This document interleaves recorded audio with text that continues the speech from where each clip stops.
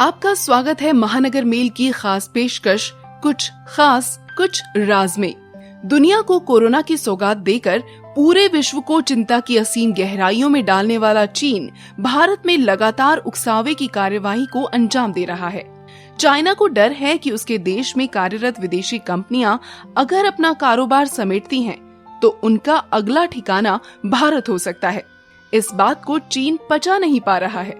Japan ने अपने देश की सारी कंपनियों को चीन से हटाने का फरमान जारी कर दिया है। अमेरिका सहित नाटो देश के सदस्य कोरोना को फैलाने में चीन का हाथ मानते हुए उसके खिलाफ हो गए हैं। ऐसे में भारत का क्या स्टैंड होना चाहिए, किस प्रकार से हम ड्रैगन को जवाब दे सकते हैं और हमारी क्या तैयारियां हैं? कुछ खास कुछ राज के इस एपिसोड में रॉ के पूर्व अधिकारी एन.के. सूद इन्हीं बातों पर विस्तार से बता रहे हैं। आइए देखते हैं क्या कहना है रॉ के पूर्व अधिकारी एन.के. सूद का। दोस्तों नमस्कार। पूरे वर्ल्ड में कोरोना वायरस का प्रकोप चल रहा है। सारे वर्ल्ड को पता है ये वायरस चाइना से आया और सबको ये भी पता है कि चाइना ने ये वायरस को जानबूझ के वर्ल्ड में भेजा गया है उनसे बदला लेने के लिए। एक उनकी प्लान थी जिसके हिसाब से वर्ल्ड का सिस्टम डिसरप्ट करने की प्लान थी। कम्युनिस्ट कंट्री है और इनका एक ऐसा प्लान था ताकि हम वर्ल्ड में किसी तरीके से रूल कर सकें। और इसके बाद इस टाइम पे वर्ल्ड इससे जूझ रहा है। हजारों लोग मर गए, शायद लाख तक भी पहुंच चुका है और कितने लाख लोग इससे अफेक्टेड हैं। अमेरिका के अंदर ही 20,000 से ज्यादा लोग मर गए, इटली में भी 18,000 के करीब मर गए, फ्रांस में 10,000 से ऊपर मर गए और यूके के अंदर कम से कम वो भी 10,000 के आसपास पहुंचने लगा है। कंट्रीज के हेड्स ऑफ स्टेट को भी वायरस हो गया। और आप क्या सोचते हैं कि वर्ल्ड को पता नहीं है, लेकिन वर्ल्ड इसलिए चुपचाप बैठा है कि वर्ल्ड में 2 कंट्रीज हैं जो किसी की हेल्प करने को आ रही हैं, या कहिए 3 कंट्रीज हैं। एक चाइना है क्योंकि चाइना इसकी पूरी तैयारी की हुई थी, एक उसका एक प्लान था और उस प्लान के तहत चाइना अपना बिजनेस भी करने लगा हुआ है। दूसरी कंट्री इंडिया है जो इंडिया भी लोगों को दवाई दे रही है और उसके साथ इंडिया के पास क्योंकि वो दवाई लगी और इंडिया सबको हेल्प करने की कोशिश में लगी है। सुना है कि 100 कंट्रीज के आसपास के इंडिया हेल्प पहुंचाने की तैयारी कर रही है। और तीसरा मैंने देखा है कि कुछ हद तक रशिया भी बीच में है। इनसे छोड़ के कोई भी कंट्री किसी के बीच में नहीं आ रहा, किसी के साथ नहीं आ रहा, क्योंकि वो अपने में जूझ रहे हैं। तो इसके साथ जो है एक, लेकिन दूसरी तरफ एक वर्ल्ड पूरी एक प्लान बना रहा है। बैक हैंड में उनके जो बाकी लोग हैं एक प्लान बना रहे हैं कि एक जिसके अंदर यूएस है, नाटो कंट्रीज हैं, वेस्टर्न कंट्रीज हैं, जापान, साउथ कोरिया और इंडिया का इसमें एक बड़ा रोल है इसके साथ कि टू कंटेन चाइना और साथ में उसका जो सबसे खास दोस्त है पाकिस्तान। अब जापान ने तो पहली स्टेप ले लिया, वो सारी अपनी कंपनीज चाइना से बाहर निकाल रहा है। साथ में उसने $2.2 बिलियन का रखा है, एक पैसा रखा है उन कंपनियों को जो फॉरेन की कंपनीज है, किसी और की कंट्रीज है, जो चाइना से बाहर जाके अपना बिजनेस शिफ्ट करने में है। एक उसका यही प्लान है। एक चाइना को उसने फर्स्ट स्टेप लिया है काउंटर करने का। साथ में जापान ने ईस्ट चाइना सी में एक आइलैंड को खरीदा है, $113 बिलियन का उन्होंने लिया और उसके बाद वहां पे उन्होंने सोचा इसको मिलिट्री पर्पज से। मिलिट्री पर्पस है उनका कि उनको पता है कि फ्यूचर में हो सकता है कि चाइना से लड़ाई हो या लड़ाई होने की तैयारी हो, तो उन्होंने सबसे पहले तैयारी करनी शुरू कर दी। और जापान जो है एक वर्ल्ड की पावर है, इकोनॉमिक पावर है। इसके बाद अगर हम अगला नंबर देखते हैं तो साउथ कोरिया का आता है। साउथ कोरिया ने भी अपने बिजनेसेस चाइना से बाहर निकालने शुरू कर दिए हैं। सैमसंग को वहां शिफ्ट करने की तैयारी कर रही है वो, ताले लग गए उसकी कंपनियों पे और इसकी पॉसिबिलिटी है कि सैमसंग को वो इंडिया में शिफ्ट करेगी। उसके बाद यूएसए में जो आज की डेट में 4 लाख से ऊपर जो है वो कोरोना वायरस से अफेक्टेड लोग हैं।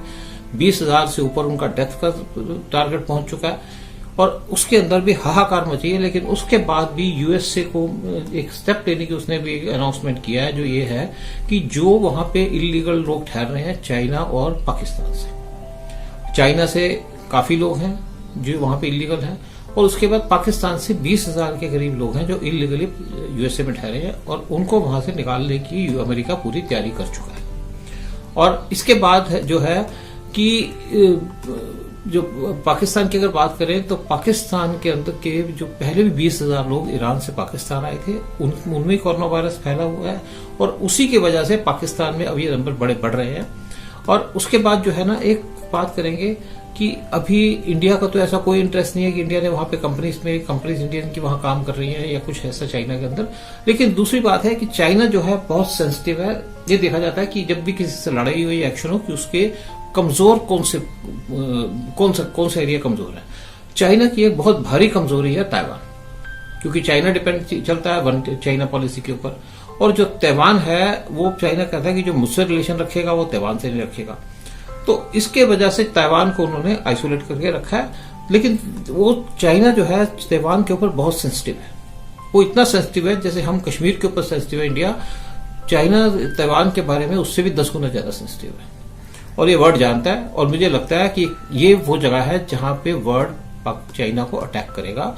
चाइना का ये कमजोर नस है उसको दबाएगा, उसको कंट्रोल करने की। और ये भी सुना है कि एक यूएसए कोशिश कर रहा है कि ताइवान के साथ डिप्लोमेटिक रिलेशंस एस्टेब्लिश करने की। शायद इसमें कुछ टाइम लगेगा। और अगर ये यूएसए करता है तो उसके बाद नाटो कंट्रीज, यूरोपियन कंट्रीज उसके पीछे जाएंगी।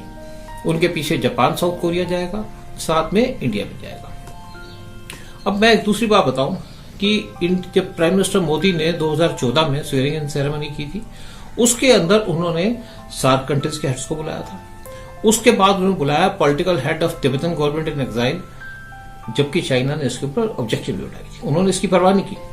और साथ में जो है अपना ताइवानीज ट्रेड रिप्रेजेंटेटिव को बुलाया था, वो भी वहां प्रेजेंट थे और बाकी एम्बेसडर्स के साथ वो बैठे हुए थे। एक ये पहली बार है कि हमारे किसी भी गवर्नमेंट के हेड ने अपनी स्वेयरिंग इन में या किसी भी फंक्शन में इन लोगों को इस तरीके से बुलाया हो।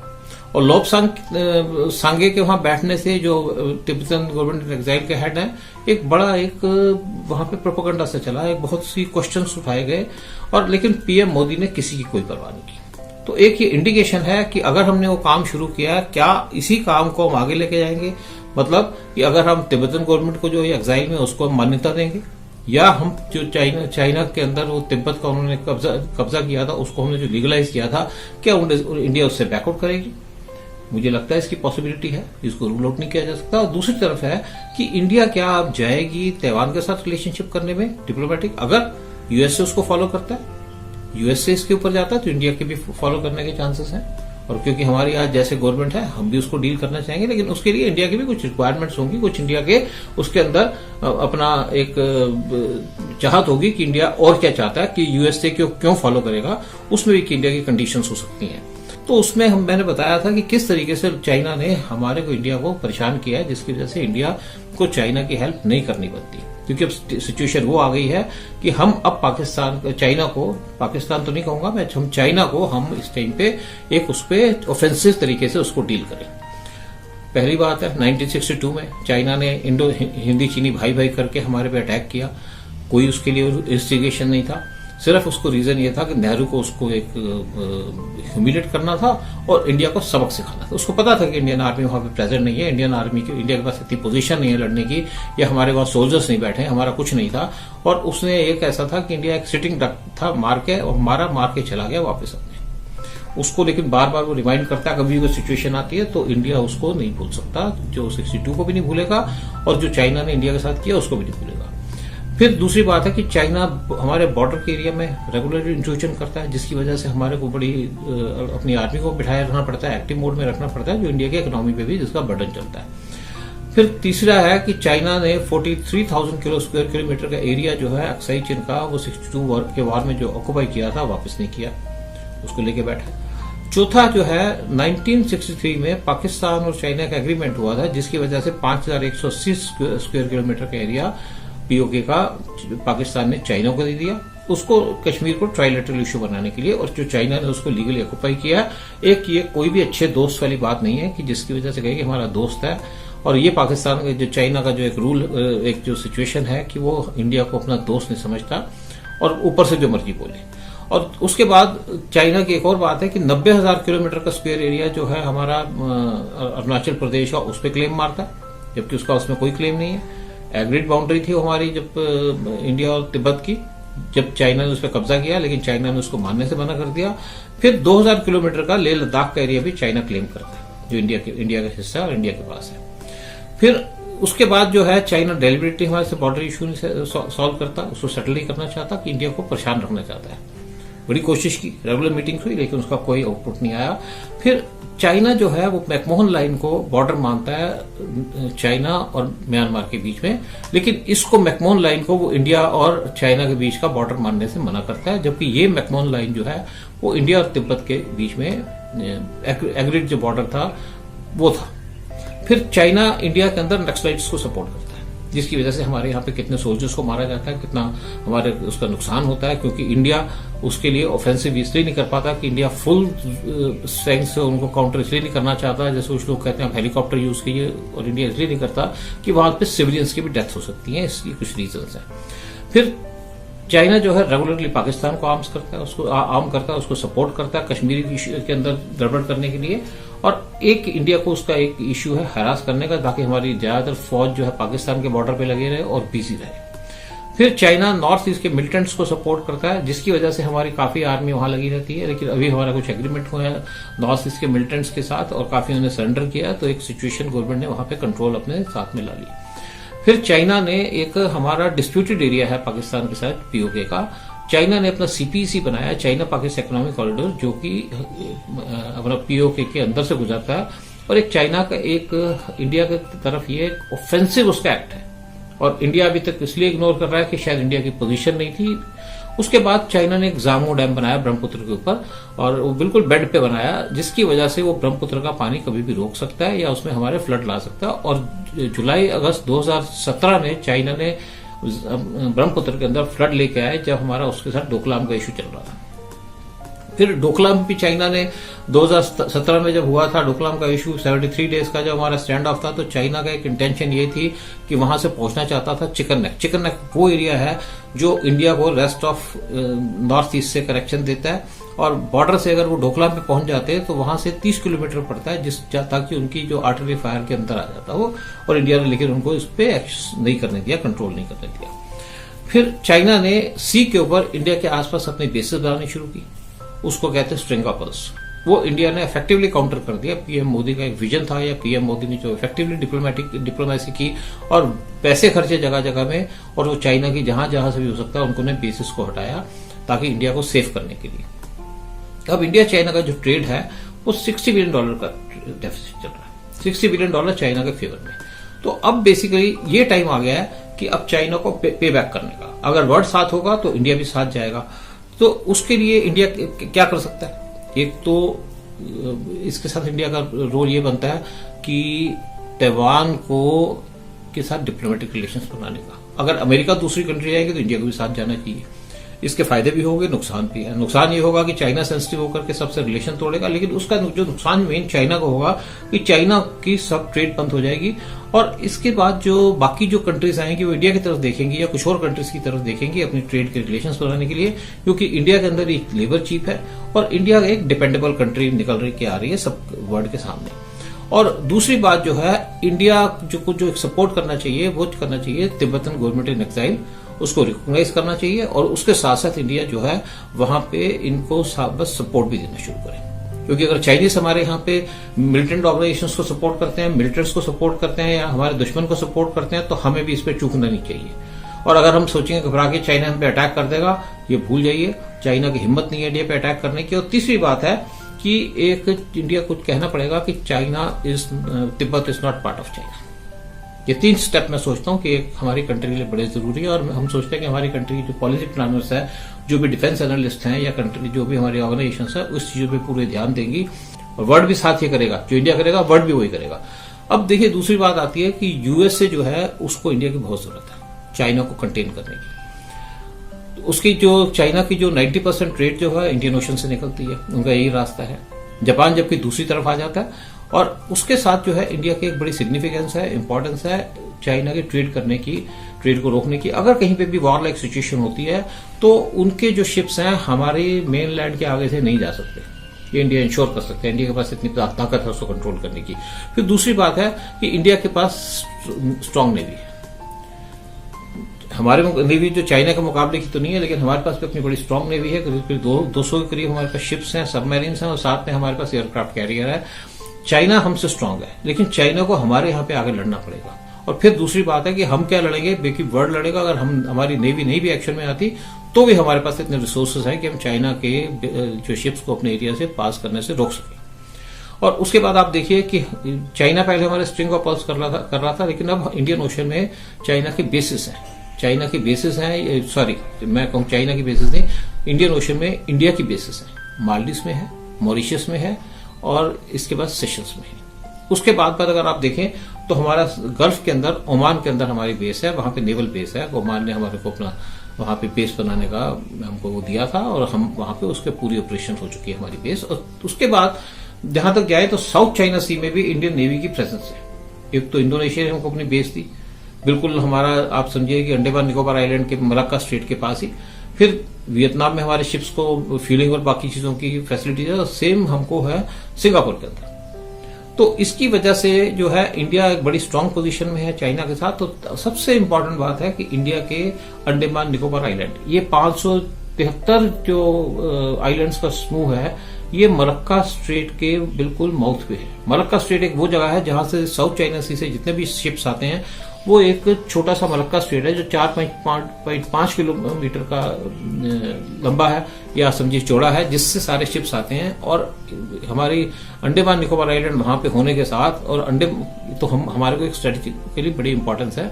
और अंडमान निकोबार आइलैंड में हमारी ट्राई सर्विसेज के एक हेडक्वार्टर्स है, वहां पे मतलब इंडियन नेवी, एयरफोर्स और आर्मी, ये तीनों की वहां बेस है। और जिसको पिछले कुछ सालों में बड़ा स्ट्रेंथन किया गया, वहां पे शिप्स भी भेजे गए हैं, वहां पे हमारे एयर स्ट्रिप्स जो हैं वो लंबी की गई है ताकि हर एक टाइप के वहां प्लेन्स वगैरह लैंड कर सकें। फिर एक देखिए दूसरी बात है कि इंडिया यूएस के जो रिलेशंस हैं, वो एक हमारा जैसे हमारे डिफेंस डील्स हुई पड़ी हैं, तो उसके साथ साथ जो है एक हमको एक यूएसए की बहुत सपोर्ट है, एक दूसरे के साथ स्टैंड करेंगे, एक दूसरे की हमें फैसिलिटीज मिलेंगी, तो हमारी फैसिलिटीज जो है यूएसए भी ले सकेगा। और डिएगो गार्सिया में जो यूएसए का बेस है वो भी एक स्ट्रेटेजिकली बड़ा इंपॉर्टेंट है। साथ में फ्रांस और बाकी कंट्रीज के साथ भी हमारे एक सिक्योरिटी के एग्रीमेंट्स हैं ताकि एक दूसरे की फैसिलिटीज को यूज कर सकें। इसके साथ साथ एक दूसरी बात ये आती है कि इंडिया अगर ये सपोर्ट करेगा, यूएसए को सपोर्ट करेगा कि यूएसए की इसमें ज्यादा रिक्वायरमेंट है, तो इंडिया को यूएसए से ये भी कहना चाहिए कि हमें आप हेल्प करिए पाकिस्तान को, क्योंकि पाकिस्तान भी आज की लोगों की नजर में है, क्योंकि चाइना के साथ जो उसके स्पेशल रिलेशन चल रहे हैं, कि हमको हेल्प करें पाकिस्तान को कंटेन करने में। और या पाकिस्तान का जो पीओके का एरिया है, गिलगिट बाल्टिस्तान है, वो इंडिया को लेने में हेल्प करे।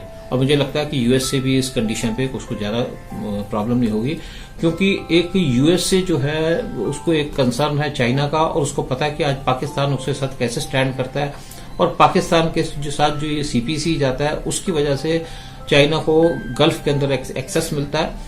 तो यूएसए भी इसको सपोर्ट करना चाहेगा। और अगर हमको गिलगिट बाल्टिस्तान और पीओके मिलता है इंडिया को, और साथ में इंडिया इसके साथ अपना फाइट स्टार्ट करता है, जो भी ट्रेड वार या दूसरे टाइप का वार करता है, उसके साथ एक फर्क ये पड़ेगा कि पाकिस्तान बिल्कुल टूट जाएगा। तो उसके साथ अगर ये होगा तो पाकिस्तान के 4 टुकड़े होंगे, एक गिलगिट बाल्टिस्तान पीओके वो इंडिया को मिलेगा, दूसरी बात है बलूचिस्तान जो है वो इंडिपेंडेंट बनेगा, तीसरी बात है कि जो उनका सिंध का वो है वो भी पाकिस्तान के साथ खुश नहीं है, वो भी अलग सिंपल हो जाएंगे, और चौथा जो है पख्तूनख्वा जो उनका रीजन है अपना पाकिस्तान का जो है, वो अफगानिस्तान क्लेम करता है और अफगानिस्तान के लोगों से मिलते जुलते लोग हैं, तो वो पक्की बात जाकर के अफगानिस्तान के पास आएगा। तो पाकिस्तान जो रह जाएगा वो रह जाएगा एक सिर्फ पंजाब की प्रोविंस।